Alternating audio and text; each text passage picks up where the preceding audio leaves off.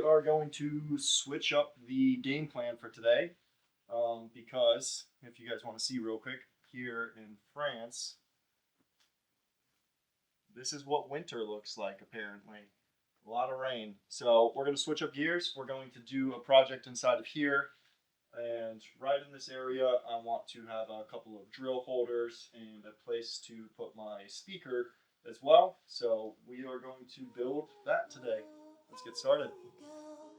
All right. So the first step in any of this, obviously, is to kind of come up with a game plan of what you envision that final product to look like in your head.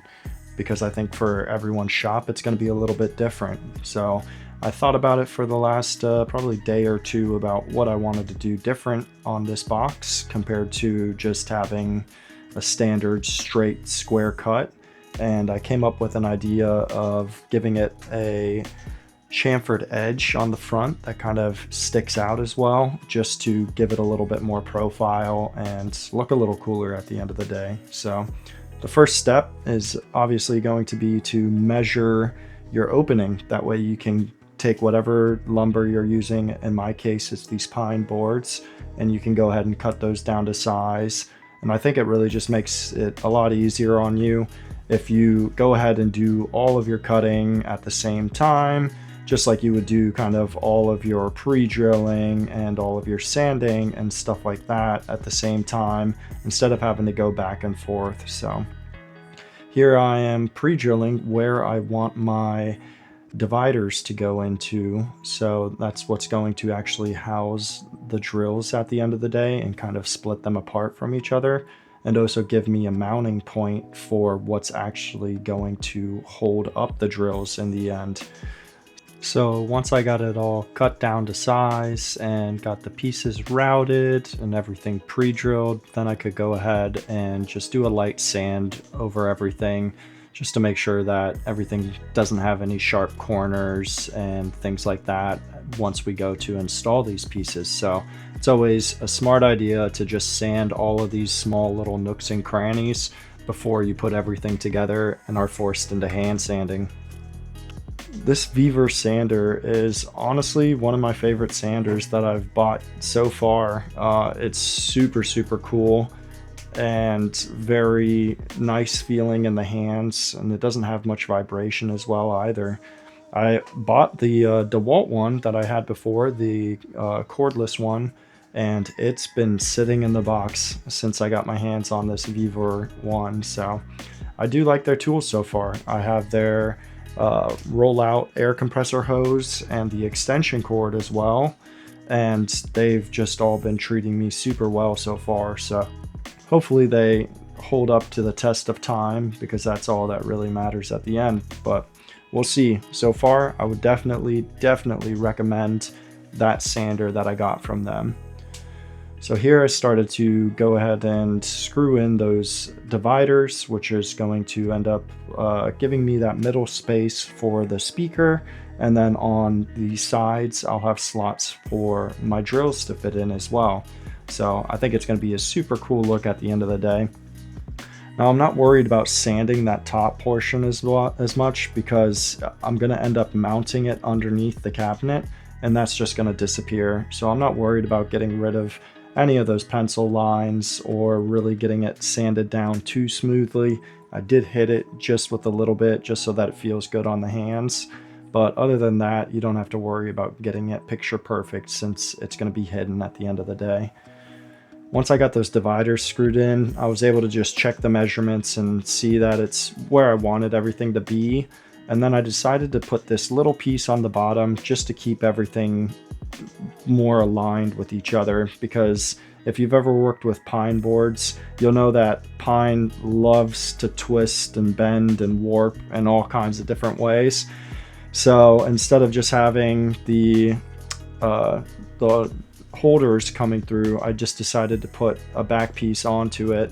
That way everything kind of keeps it from shifting left and right a little bit more over time. I decided to go ahead and also pre-drill these holes, which are going to be my mounting holes, and that's how I'm going to mount it into the bottom of that cabinet. It's important to do that beforehand because after you get all the pieces installed that I'm cutting and routing right here, you're not going to be able to get your drill in there to do those pre-drills. So it's just going to make it harder in the end of the day. So here's what I'm talking about, where I wanted to do things that were a little bit different as well. I wanted to get this router out and put a nice little 45-degree chamfer onto all the ends. And instead of everything just sitting flush like a box would, I wanted these to protrude by, in this case, 2.5 centimeters. It's super weird for me to be speaking in metrics these days instead of the freedom units that I'm so used to at this point. I've been working with these standard units for the last 6 or 7 years now, and coming over here, the first tape measure I bought was metric, but it's all right. It'll get there. I need to get better at it just in case I ever go and work with anybody else on some projects. It would be nice to be quicker and more understanding about what measurements they're giving to me if they ever need cuts made or things like that. So definitely some adjusting that needs to be done on that, but we're getting there. So here's those dividers that are going to be holding up the drill at the end of the day. So they fit perfectly within that handle. So the dimensions for me are 4.5 centimeters. But like I said, these kinds of things you can customize and make them your own as well, as long as it's not too small to where the drill handle can't fit in there, but it's also not too big to where it just falls out. So I ended up finding a nice happy medium here at 4.5 centimeters.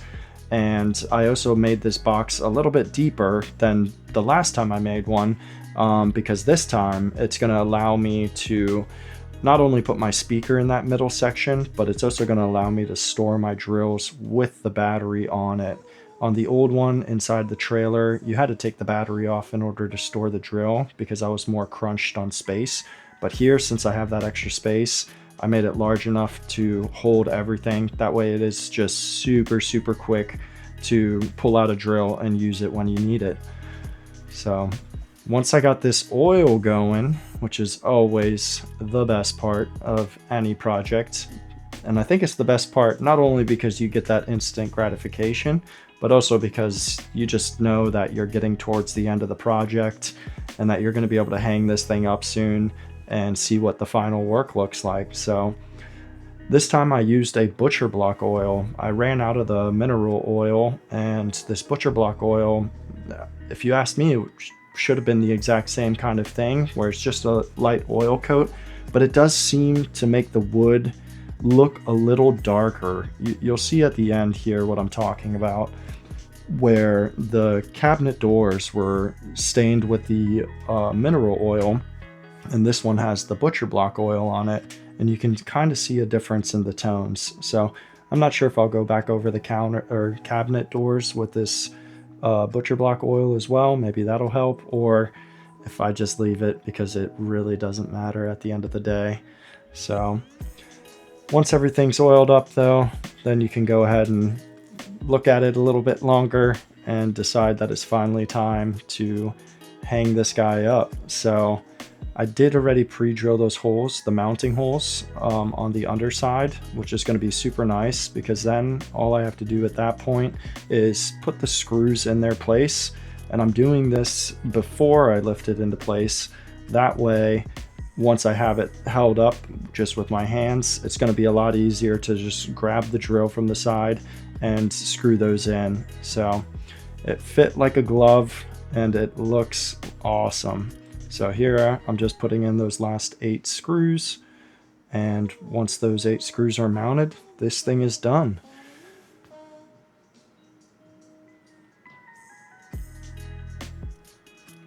And at this point, all there's left to do is put some things inside of there and really see what it looks like at the end of the day. So obviously we got to start by putting the speaker in there because that's the most important tool that we have.